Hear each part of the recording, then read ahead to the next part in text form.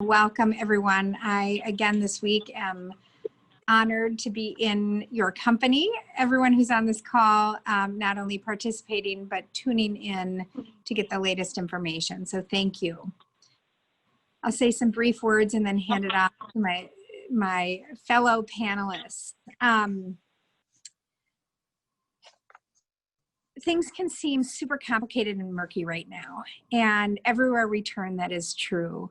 But there are a few guiding truths that just become more and more clear to me each day. Everyone will need to either give or receive help if our community is to get through the COVID crisis. Everyone. These sustained tough times have challenged our sense of what we can control, and for many of us, our ability to fill our fridges and make rent is our biggest challenge. For folks who struggled to make ends meet pre-COVID, times are even tougher. 1 in 8 of us now lives with the hunger as we enter the 6th month of the greatest public health and economic crisis of our time.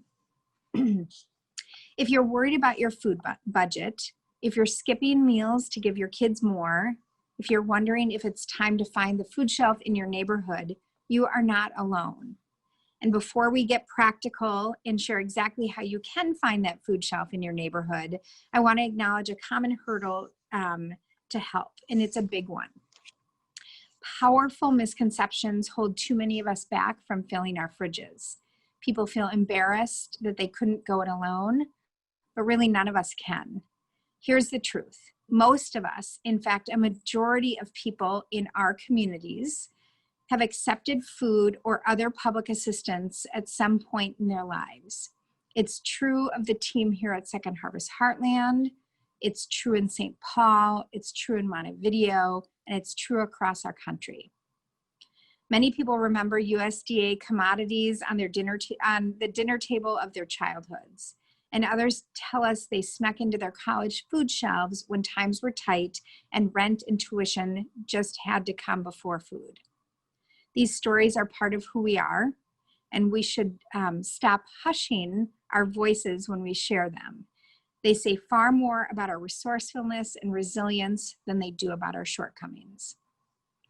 It's more critical than ever that we reject the stigma and get behind the idea that there's no shame in accepting help when you need it. In fact, there's power there, as filling your fridge will allow you to do your critical part to keep this community strong. And it sets you up to help someone else when you're on more solid ground. That's what community is, and it's why this community is so strong.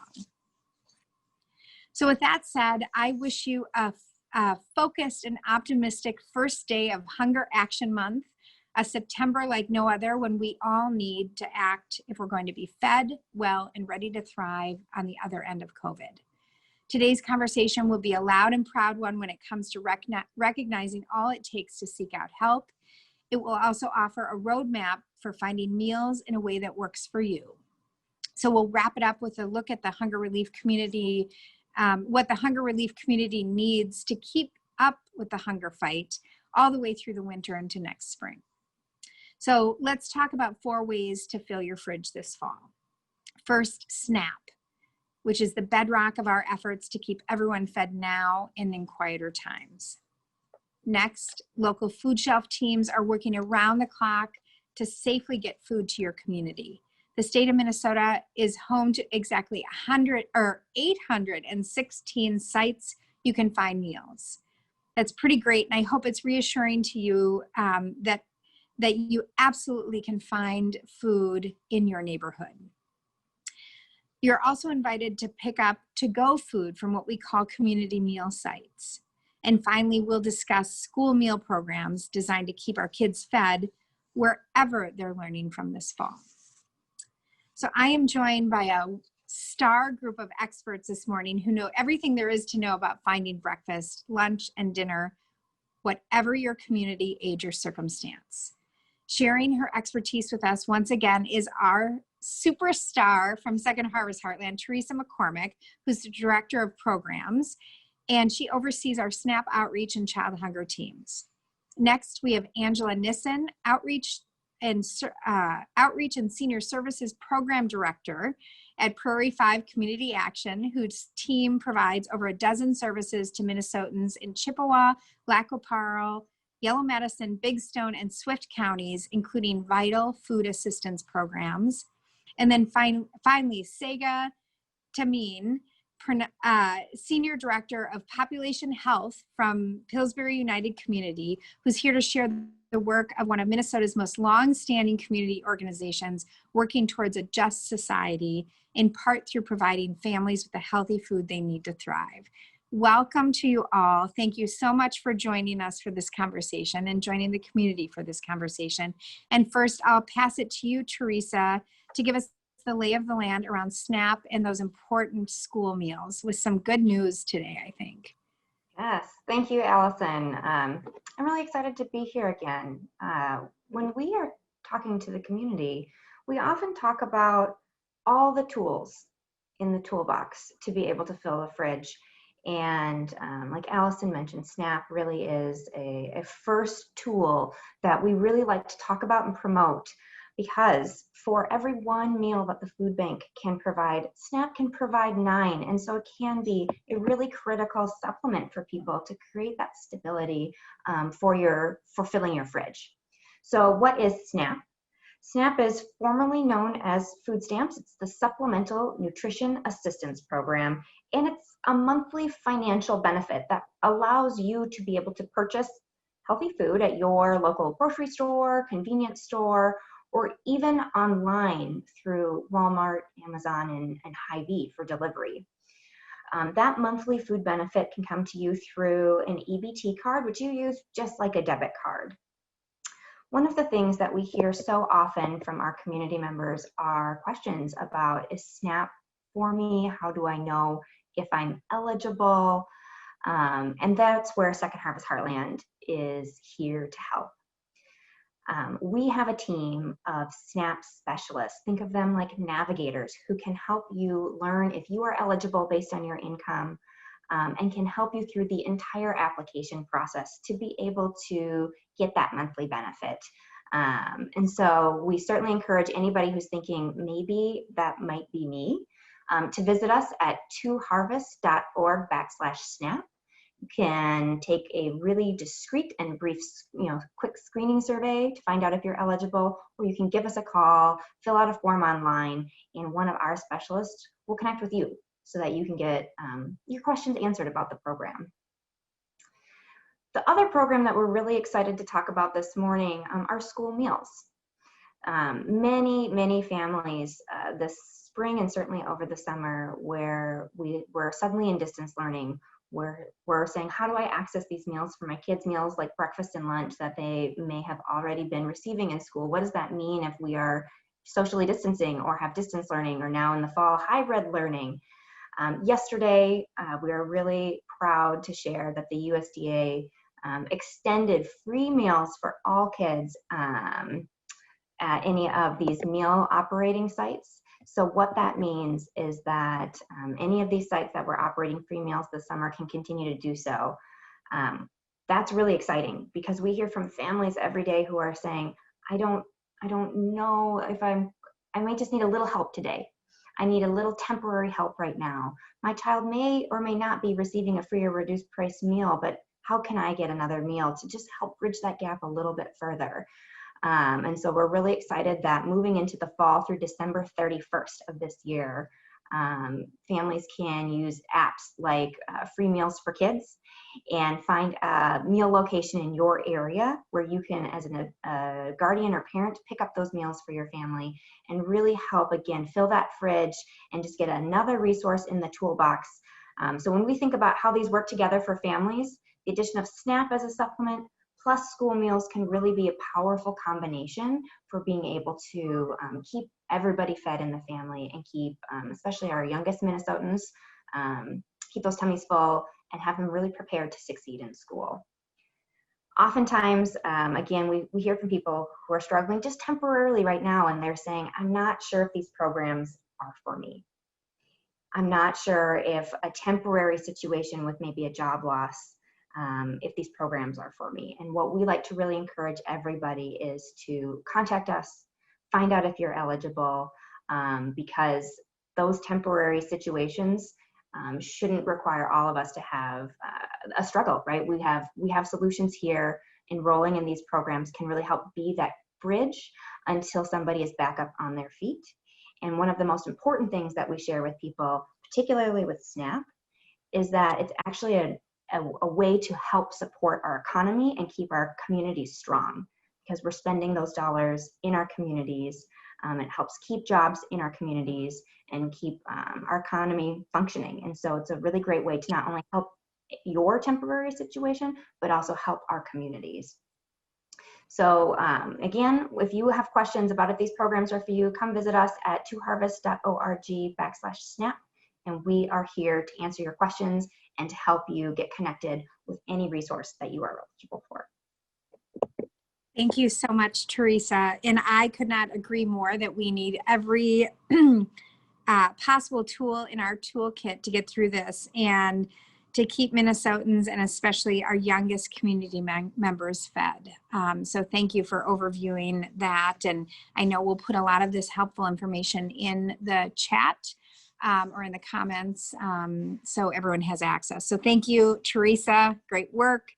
And next we'll hear from Angela about some of the supports available in Greater Minnesota and how our partners are adapting to address some of the unique challenges to Minnesotans outside the metro area. Thanks for being here, Angela, and I'll pass the mic to you. Thank you very much. I would say that there are two big challenges that Prairie 5 has been working hard over the last 6 months to address. The first one would be food access, and the other are older adults and the lack of the socialization from the closing of our congregate dining sites. So Prairie 5 operates the senior nutrition program that provides nutrition for older adults. We have 2 backpack programs and we manage 4 food shelves within our 5-county rural service area. Our innovative programs bring food assistance directly to those who need it. That includes children, seniors, working families, and small rural communities. So we work to serve all ages. And our food programs, over the last 6 months, we've been working together with our main goal of getting food to wherever people need it. And I feel our senior nutrition programs, our food shelves, along with the help of our transportation program, have worked together and helped those that didn't have access to food to get it. So we've been doing the free food distributions from Second Harvest, along with other distributions in each of our counties, and a senior food distribution to focus on those seniors where Prairie 5 will provide frozen meals from our Prairie 5 Meals program, where they'll get a pre-made food box, an emergency box of food, and it may contain produce and dairy, meat, and even those personal care products, especially for older adults at our food shelves. Prairie 5 Rise has been very important to this because they've helped us get the food wherever we've needed it all over the county. And they've assisted with our distributions. They've helped do the food deliveries to some of the smallest, most remote areas that we haven't had luck getting food to, or people can't get to us. So the Prairie 5 meals, our senior meals, are delivering a hot and a frozen meal with the volunteer drivers. And then we also have a hot and cold food truck that has been on the road nonstop. So we've been able to coordinate with those NAPS distributions, food shelf, the curbside pickup has been our most successful, and they get a food shelf box, those senior dining meals on wheels. We've been utilizing all those programs working together so our older adults, being the most vulnerable population through this because they're homebound. So in the majority of our small towns, we don't have the grocery stores, the restaurants are closed. The seniors are scared to go out, and they did not want to travel to maybe 30 to 45 miles to a bigger city to get groceries. So I think that fear of not wanting to go, not sure if they should go, they were scared. So we decided we're just going to get the food to them and do what we can to get it out to their door. So the coordinated effort between all those programs was so successful and seems to be working really well for us. And the second issue that I wanted to address in our rural area is that isolation and lack of socialization with our older adult population with all the congregate dining sites closing. So at the start of this, our older adults being scared, they're at home, they were not very well prepared to be at home for a long period of time, and socially not having people to visit with or talk with. So we immediately implemented a calling system, and our program set up 2 points of contact each week with the older adults. We started the week with a check-in call, asked them how they were doing, and then the second contact would be the actual delivery of frozen dinners and a food shelf box. So these phone calls are set up, you know, we're asking, how are you doing? Do you need food? Do you have enough toilet paper? That seemed to be the big hot button topic, is everybody was out of toilet paper. And so we were getting out those personal care products, frozen meals, and those food shelf boxes. And I think these calls and deliveries were important because they were more than just, how are you doing? Would you like meals? In some cases, the Prairie 5 food deliveries were the only contact that our older adults had during that week. So we felt they were so important, that check-in. I had a specific call to a lady, it happened to be her birthday. So to take that couple extra minutes of my day just to sit and visit with her and wish her a happy birthday made her whole day. And she made the comment that there's some days that Prairie 5 is the only person she talks to because of everything being closed, and they're home alone, they're homebound, and they're not really sure what's going on. So for us to keep those that population, you know, at our forefront and really working with them. We had another senior, one of our calls, we found out that she needed a ride to her dialysis appointment and she had no transportation. And so we arranged the ride, we found the funding for it, and then we also offered her the food. So I think there's so much more in that food kind of centers and gives you a way of getting into the door to some of these older adults, that they need more than just food. They need other things, but they're very proud, too proud to ask for assistance. So I just feel that it's all about working together and finding resources and helping people. And I feel that we're doing all those things out here in rural Minnesota, where the resources are not right at your fingertips, but we're, you know, looking outside the box and really trying to help our neighbors. And I think that it's so important to just be there and help people where they need help, and getting food to their door and assisting. So it's been a challenge, but it's been very rewarding. Thank you, Angela. The spirit of cooperation and service, resilience is alive and well across the state and in greater Minnesota. Thank you for all you and your team are doing. And those extra conversations with our neighbors are so needed right now. So thank you for everything you're doing. Impressive. Okay, and now I am excited to hear from Tsega about community meal programs and how Pillsbury United is stepping up for folks in need. Thank you, Allison, for welcoming me.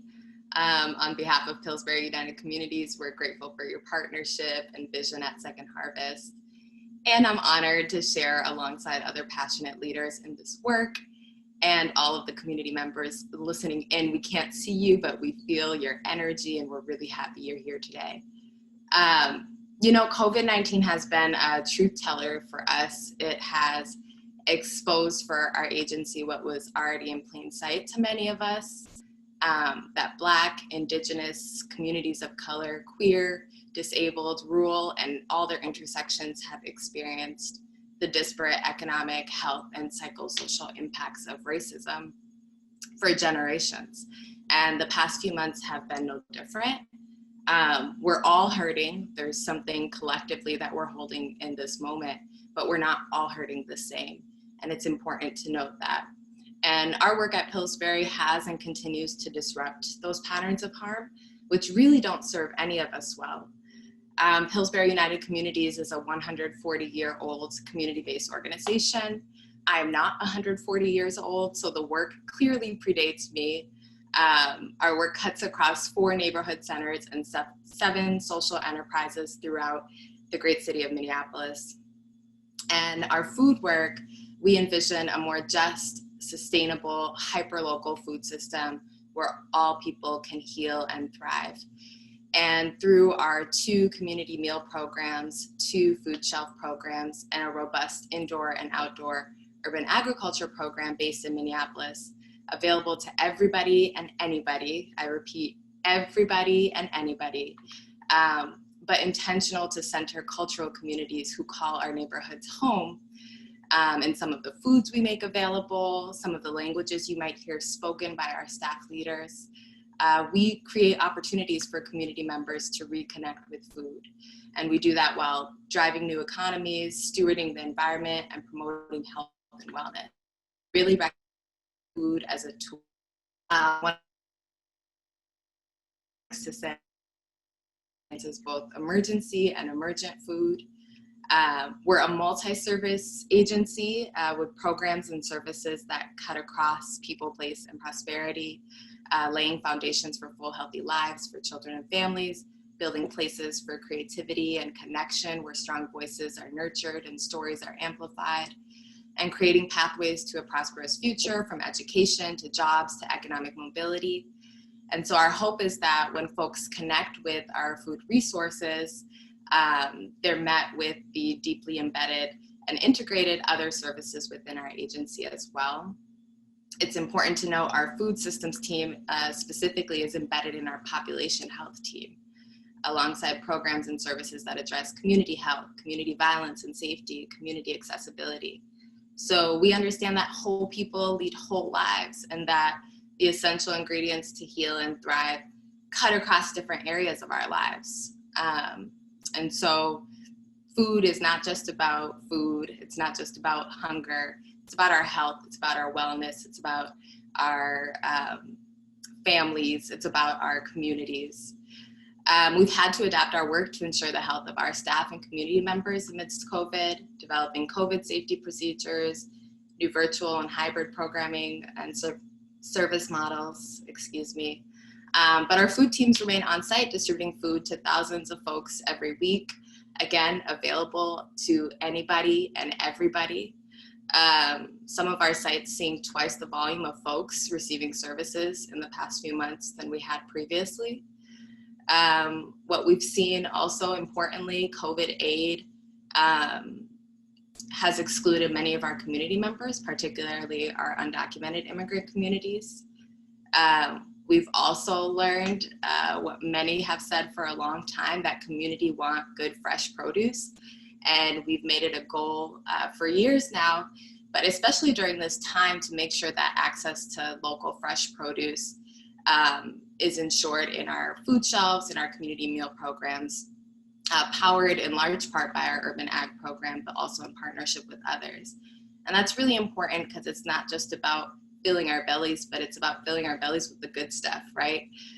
With the stuff that we know, and we can be confident to feed our children, to power our families and our communities.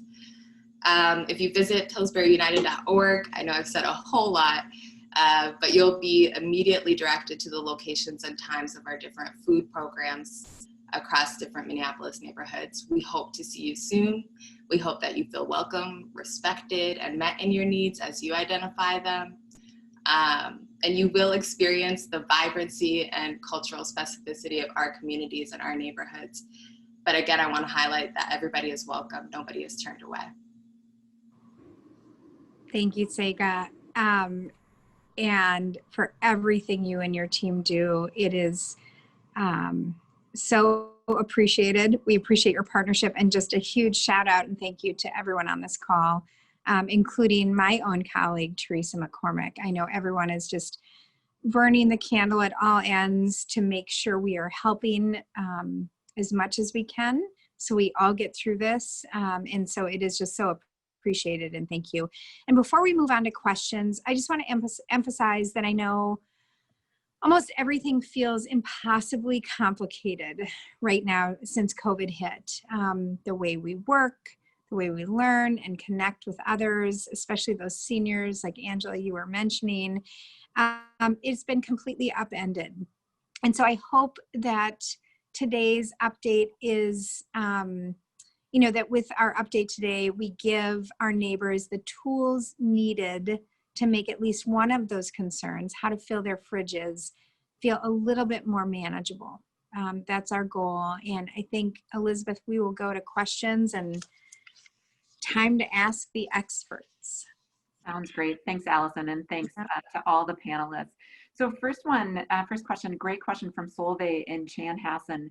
She asked, can I use both SNAP and my local food shelf, or do I need to choose?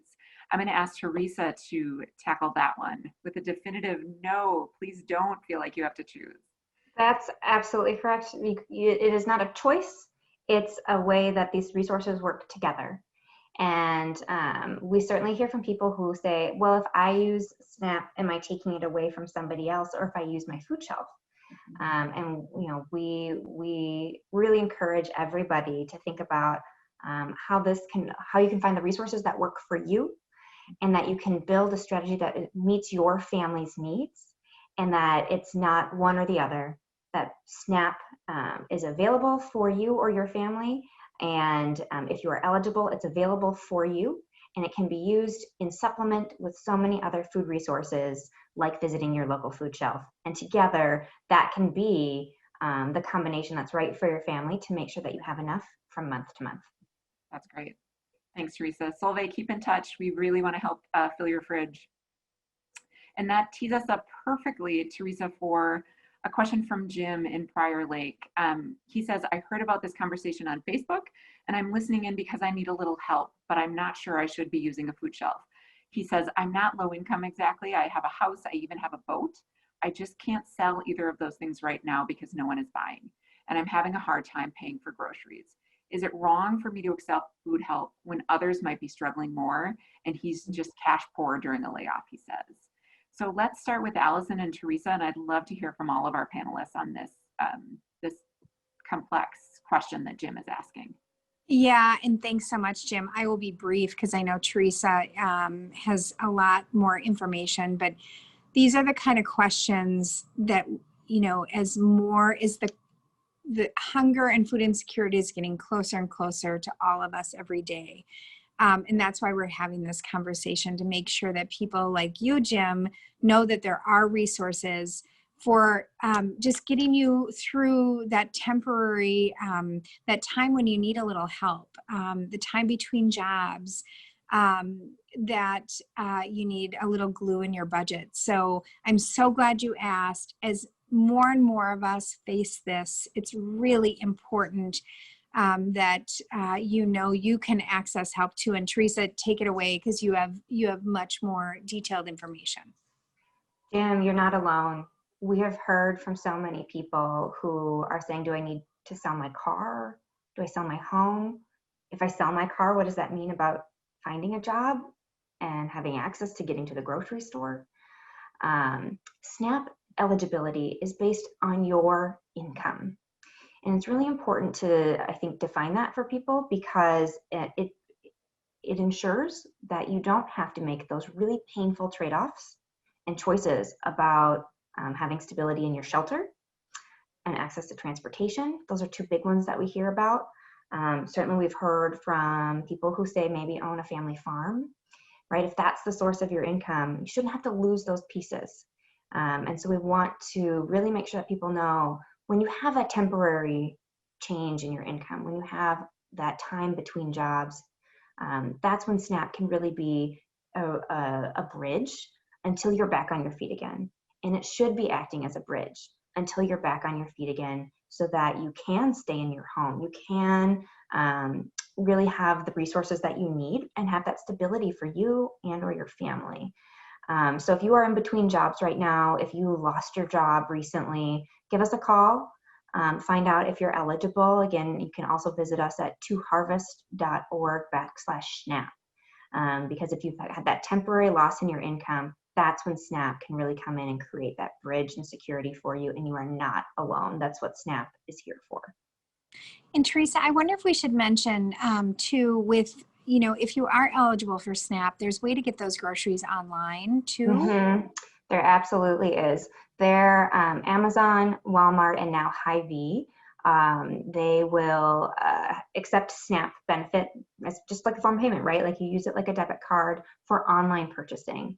And that can be a really important tool for people if transportation is a question for you right now. If you're home because you are concerned about, you know, a potential COVID exposure, or you're self-isolating right now, that delivery, bring those groceries to you, again, can really help be that bridge for some of these temporary circumstances. So certainly you can use those dollars in your store, or you can find online retailers who will be able to accept those for delivery to your home. Thanks so much. Super helpful. Anything to add for folks who might be new to accessing meals, Angela and Tsega?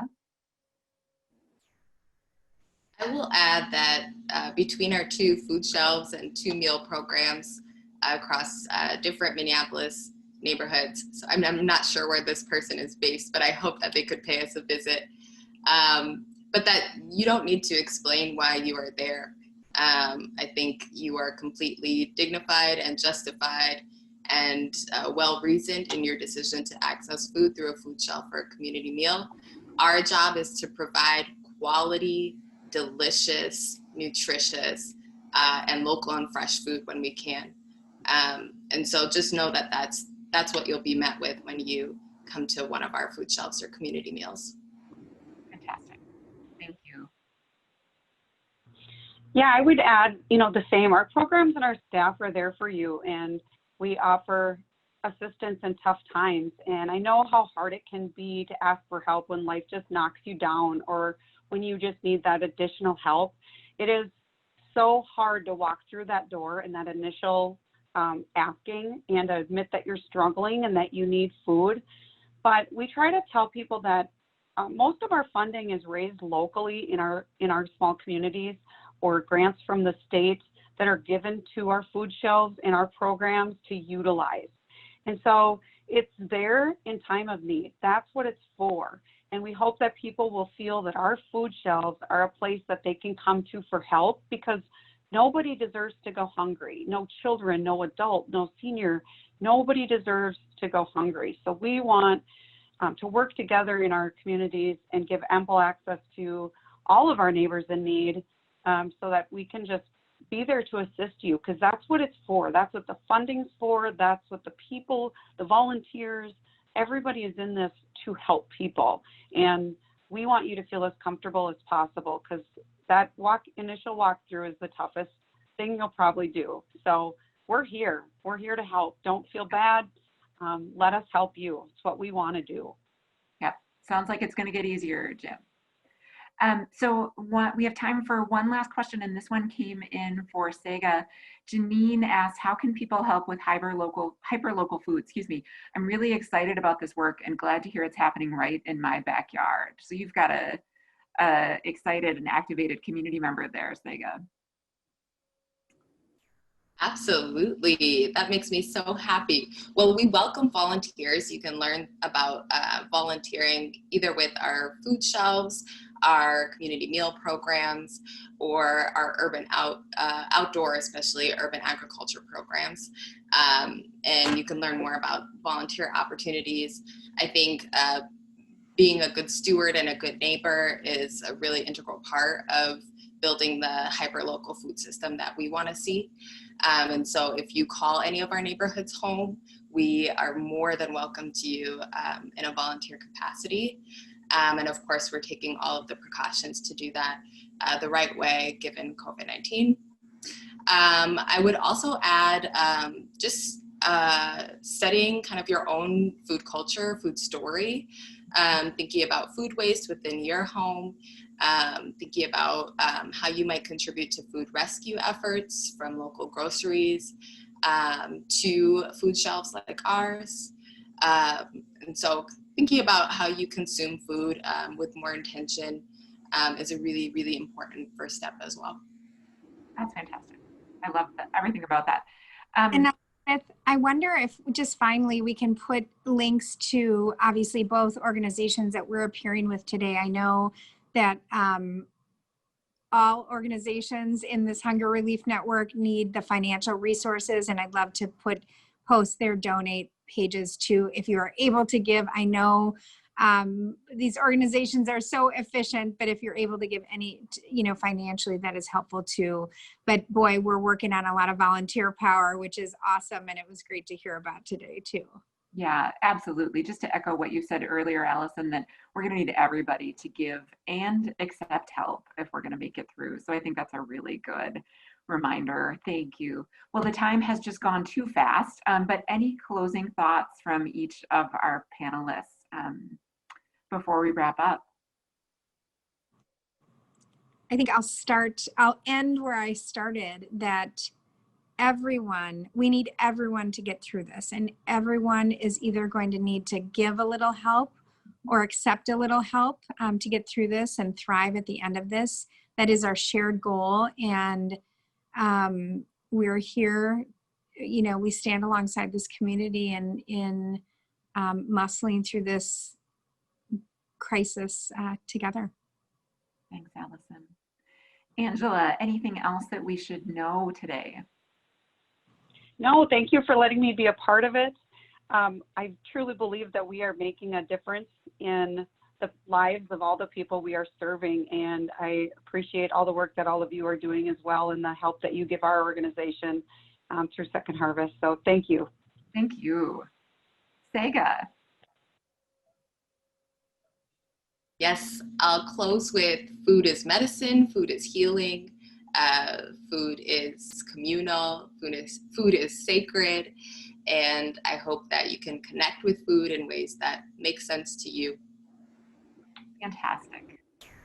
This is a perfect sentiment to close this conversation. Thank you so much to our friends in the media and community members who attended, and thanks again to our panelists for making the conversation rich and useful.